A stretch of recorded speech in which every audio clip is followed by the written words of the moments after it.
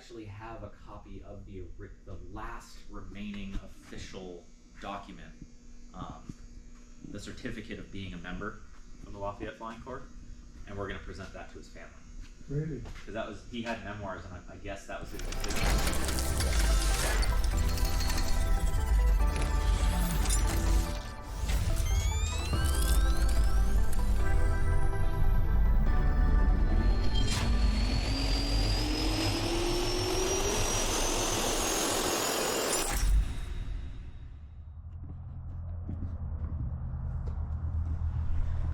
So it is December. Theoretically, where I reside at, the seasons, the temperatures that are usually happening, this open cockpit airplane is not flyable. It's just, there's no heater. And I can, as warm as I want to dress, my gonads still freeze to the seat. And yeah, it's usually not flyable weather. However, this year, abnormally warm temperatures have made flying this in the winter possible. So that is exactly what we're doing today. My father's going to join me on this adventure, and we are headed east. My buddy Ryan is joining us in formation, and he is actually going to give us a tour of a very special hangar east of here, and it is at an airport known as 18 Victor, Platte Valley, and it is a wonderful little airport. Nice little grass dirt strip, nice paved runway. And truly, it's a off the beaten path type of airport that I personally love flying to and practicing maneuvers at. But we're going there today for the main reason of showcasing an incredible museum that resides there. And its whole basis is World War I aircraft and the history behind it, and the curators and the mechanics and the true art and really the willpower to keep these aircraft in the air, and the design. And these guys are just, they're very good at their craft. And Ryan, who's flying with in formation with us out there, he's one of the lead pilots. So we're going to get a nice tour, walk around, kind of a first-person view on some of these amazing airplanes. And the best part about this is most of these airplanes are still airworthy. They fly them regularly. And I'll put down in the description how to get there, visit this museum. They're usually open on the weekends, but definitely come visit it. In my opinion, it's one of the better World War I aviation museums west of the Mississippi. And everybody at this museum is just absolutely wonderful. So today, we're gonna fly over, check out some of these amazing airplanes, and I will do in the future a much more in-depth video on each of the airplanes. They have a Fokker D7, they're working on a Triplane, they have a Sopwith Camel, an SE5, a Newport. I mean, stuff that for an airplane history buff would make the jaw hit the floor. So that's the objective, is just to showcase this museum, because it really is off the beaten path, yet it's absolutely magical. And my father's never seen it before, so I'm excited to show him. And maybe we'll go do a touch and go at the dirt strip, and well, it's an excuse to go fly this. So that's the objective. So enjoy this journey. Thanks for watching, and off we go. Got him? Yep. Okay, here we go, bud. Don't step on the seats. They keep those cushions nice. Huh? These are fancy schmancy seats. You haven't been in this in a while. I haven't. Man.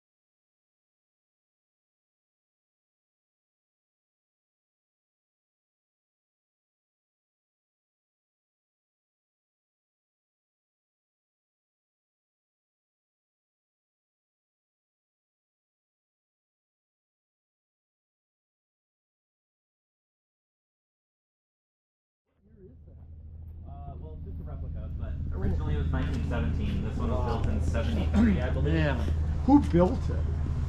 Andy's father. Andy's the one who runs the museum. Okay. If you want to get in it, step Yeah. here, step Yeah. here, and then Right. just step over into the seat. Oh, wait, unbelievable. Gee. That windscreen wouldn't do much. Nope. would it? Yeah, it does Now, very what, little. What kind of engine's in it? It's an inverted Ranger. It's an inline 6. Is that what original had? No, Oh. the original had a Mercedes-Benz, right? Mercedes-Benz or BMW, depending on which. God, somebody Exact put model. a lot of work in this, didn't they? Oh yeah. Yeah, this thing took years to build. Oh. That's unreal. I'm impressed how you guys get all these stuffed in here. I mean, whoever They don't fly very well. did this played Jenga very well. That Isn't would that, be me and John.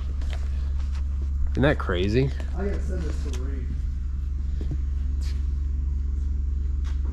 Why did they paint this way rather than? It was kind of it's like a camouflage, so it just kind of disrupts the like the silhouette. Yeah. So it kind of blends in with the sky, and it also kind of blends in with the ground. It's not perfect, but it helps you. It's just harder to spot. But then obviously, like the aces like to paint themselves very bright because they had egos. Yeah, didn't the Red Baron get called out because he painted his plane red, and they're like, He was "What?" the first one to paint it red. Yeah. Yeah. Dude, this is just a. Yeah, the Brits were a lot less fun. Like the SE5 versus Babe Cincinnati and stuff. Yeah. He only got to fly that for like 2 missions before his commander, because it was an American guy flying for the RAF. Really? Or the Royal Air Service. And he got to fly like 2 missions, then he's like, no personal markings, paint over it. Is this the guy? So, yeah, man. Yeah.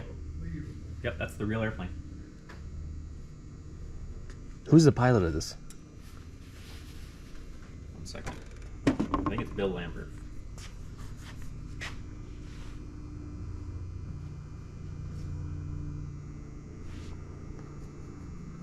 Oh man, that messes me. I looked up and I literally thought somebody was sitting there looking at us, just staring into our souls for a second. They'll do that.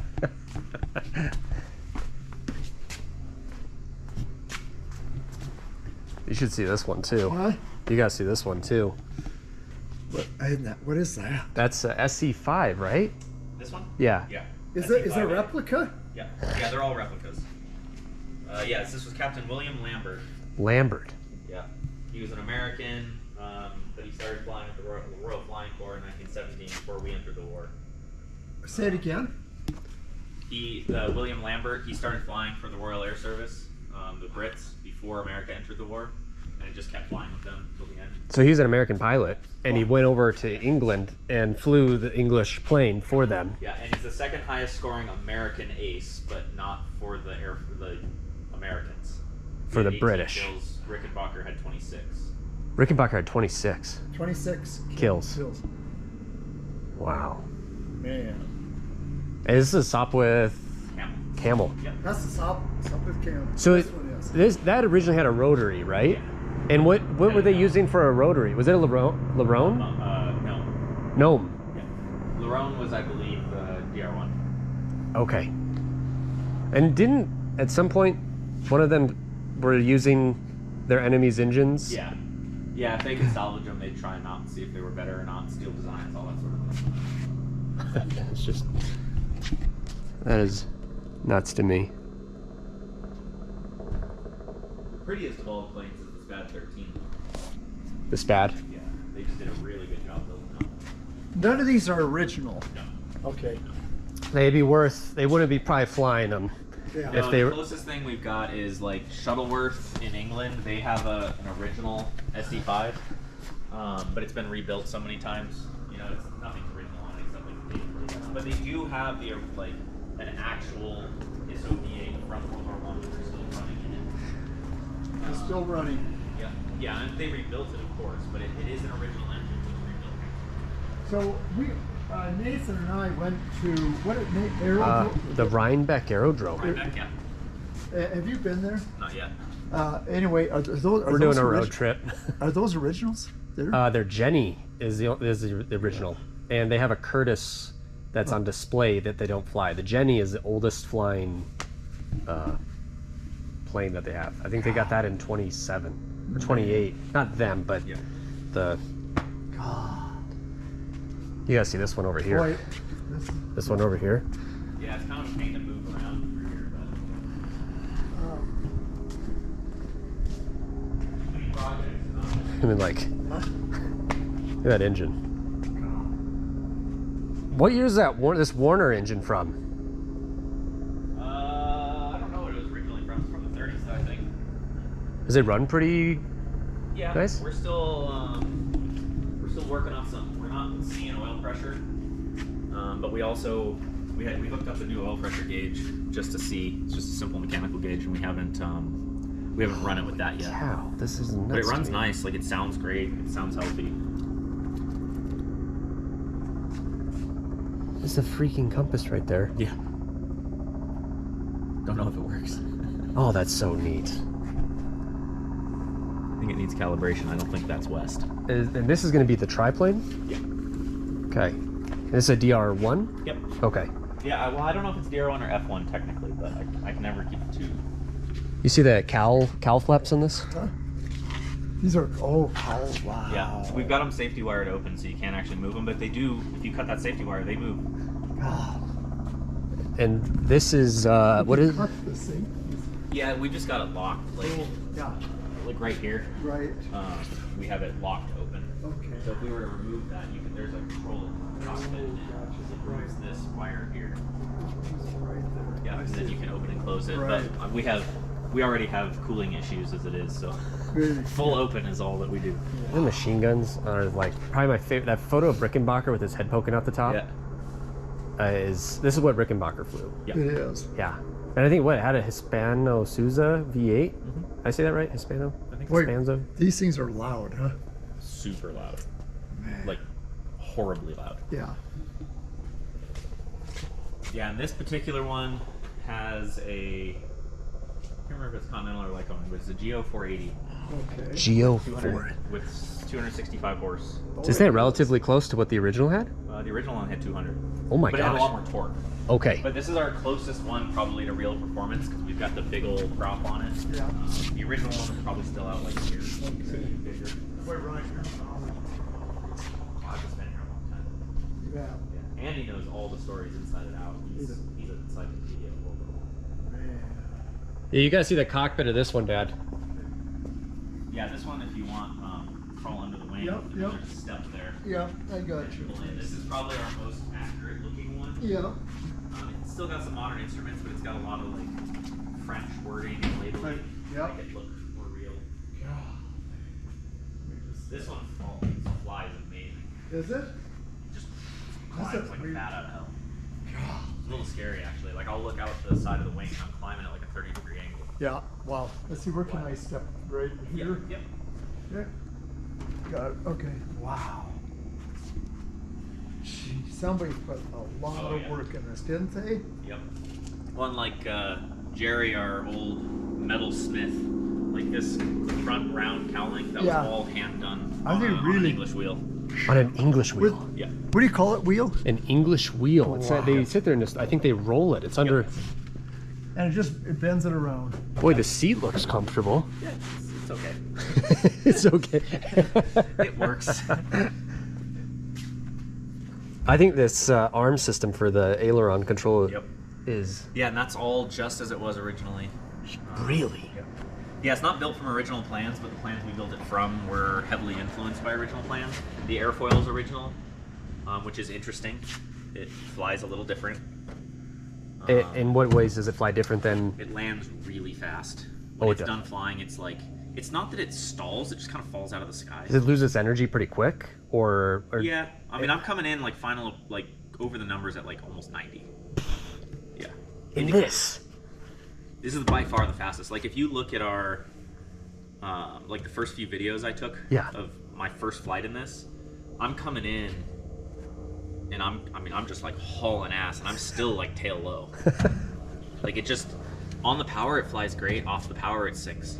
It's just coming out of the sky. How are crosswinds with this? Heavy. Not great. The rudder's not big. It doesn't have a lot of, and the brakes are pretty terrible on it. Rudder's not great. Brakes are pretty terrible, but Yeah, like the last time I flew it, I couldn't even break the tail wheel loose, and I ended up running into the dirt on trying to turn around. Got it stuck. like, do you ever just sit back, you go home, you have a drink, you're like, just got World War I plane stuck. Like you just kind of sit and Yep. gather that. That's mind-boggling to me. And is this the Lafayette Escadrille paint or Yeah. what? I forget which pilot it is. I can look it up again. What I've is got my notes for everything in the Instagram. Man, no wonder you're going deaf. Like Yeah, right there. James Norman Hall. James Norman Hall. He was the 37th. Let's see. So he fought for the British Army, and then eventually he was the 37th member of the Lafayette Escadrille for the French. And then when the Americans entered the war, he then switched to the American Air Service. So he fought for all three of the Allies. I think he was in the trenches for the British, though. What a legend. Did he survive after the war? Yep, he had 4 victories, and he got shot down in May 1918 and finished the war. Good. When did he pass away? I believe he might have been at the. So Andy knows the family of him. Really? So that's one of the reasons we got, and I believe they had money. I think he's the one who wrote Mutiny on the Bounty. Actually, I believe that was him. Along with another guy. It was 2 guys that wrote it. But they had some money, and the family paid for this airplane to get finished and painted in his colors. Oh, that's so cool. Yeah. And they're still alive, some of them.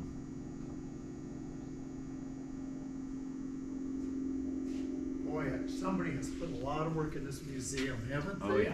Andy's been running it since, well, they started with the Fokker. That was in the early 70s. And then they've just been going. I mean, he grew up around a lot of the actual World War I aces. Like all the uniforms that are World War I, those are real uniforms from the pilots that flew them. You should is that this part unlocked or I guess Yeah, we're you just not- walk upstairs. Yeah, All sweet. of this half over here is all Yeah. World War II. You guys see some of the stuff up here. It's insane. Wow. Yeah, we've got a lot of original memorabilia. Some of the uniforms are actually flown in combat.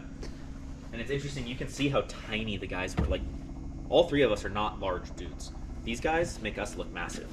Are you If serious? you look at their uniforms, they're Yeah. they're like this tall and God. just scrawny. Like, no way would we fit in those uniforms. I can't imagine what this sounds like, huh? It is so It loud. sounds really good. It's loud. When will you guys be taking them out again? I want to take them out next weekend and run them because I need to test for an oil leak that I think I fixed on this one. Yeah. The Camel hasn't been run in like a year. The SC5 hasn't been run since spring. God. We just need to like run them. The Fokker, we just need to do a little patch on the bottom wing and then it's ready to fly again. Sop with camel. What's that? Sop with camel. Yeah, isn't that something? God, that's nuts. Why was the swastika backwards? So I think that's the original swastika. Is it really? Yeah. And it's one of the oldest symbols in humanity. Wow. I forget exactly what it means, but it's like nobility and strength and Really? Always thought it went actually the was a very good symbol. And then Hitler was like, well, because we're Aryans, I want to pick a symbol that predates like humanity, basically, right? So I want the oldest symbol we can do. So he stole the swastika, saying the Aryans are the best, we're the originals, and then ruined it for everyone. But yeah, Native One Americans guy use it a lot, ruins it. Aztecs use it a lot. Yeah. I always That's, thought it went the other way. Yeah, we've had a lot of people ask about that. Why on earth is the swastika? what the heck is... That Is this a pup? Huh?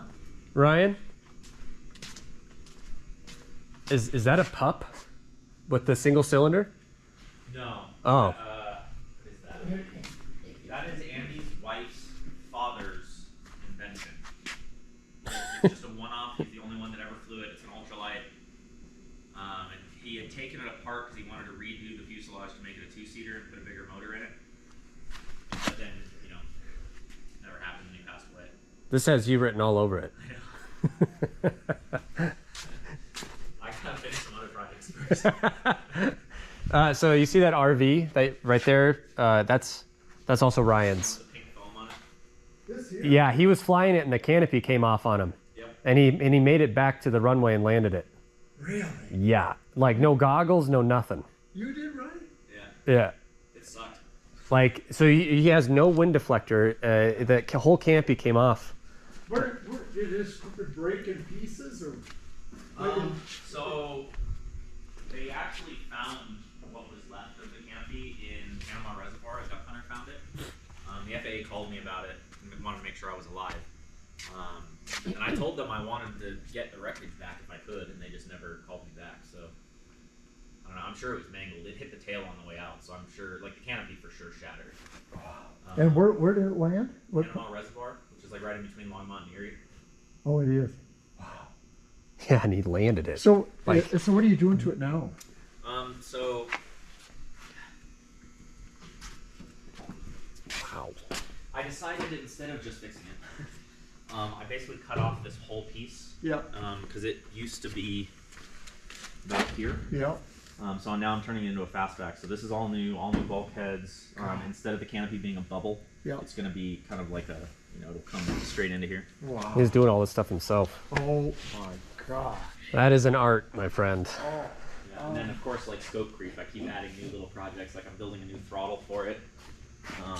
Because the throttle used to be on the other side. It was like in this Right. deal, and I built this, and this is going to be a little box for the throttle. It'll be down lower, Yeah. at the front. But it'll be like right here. That's I just just didn't like it having. It was right next to the canopy handle, and there were a few times where I grabbed the canopy handle and Yeah. the throttle. And like, ooh. Yeah. Like, okay, we're just gonna move that. Right. Yeah. Getting there. Yeah. Still going. No 320. It is. Yeah. Yeah, 160 horse. Pretty fast. What but do you not think fast. will be done with it? Well, I was gonna all the pink foam. That was because I was gonna build a new frame for the canopy completely out of fiberglass, so Right. all integral, one piece. Yeah. But I decided that was a lot more than I really wanted to do, and it's gonna take a really long time. Yeah. So I just bought the metal frame, and we're gonna chop it up and re-weld it. What got you? These are like 1920, 1930 Okay. time frame, but that's what's in the Fokker right Oh, now. it is. So we have a bunch of spares, basically. and they're inverted. Or somewhere, weren't? Or So we fly them inverted, which is actually right side up. right. Okay, because Because by they were designed to fly pistons downward? down. Pistons down. Yeah, and that was for oiling purposes. Okay. so theoretically they would look like in that configuration. That is when how the- they were originally designed to run. Just and right just here. like this. Yeah, and then there was like one guy, sometime around, I don't know when, time frame wise, but he decided to develop an oil system to flip them, Yeah. and that's what he did. And then we've got a bunch of those. And this is What what do you they. do with them? They're just spares. Here's one with the Huh? cylinder part of the cylinder heads off. So those 3 cylinders are on the Fokker right now. Wow. Oh, really? Because we had one crack on the way back from the Antique Airplane Association fly-in Iowa several years ago. Was Googler flying it? Nah, DJ. Oh, DJ. Okay. And so it cracked, and we decided to continue, but that crack was shooting hot. It was still igniting. It was shooting, and it was the front cylinder. So then it was shooting that heat across the next 2 cylinders. He's rich. That's what he does. It's just all of his money goes into preserving history. And so we sold a lot of our collection to them so that they could actually display it to people. Yeah. 'Cause no one- What? 8 years ago? It that was. probably ours. Was that It's you? coming back from Centennial. That answers that. Yeah, actually, the fuselage in the far corner over there. Yeah. That's it. That's the airplane. How'd he recover? He's alive. He's still flying. He doesn't remember it at all. We think he may have had a medical issue.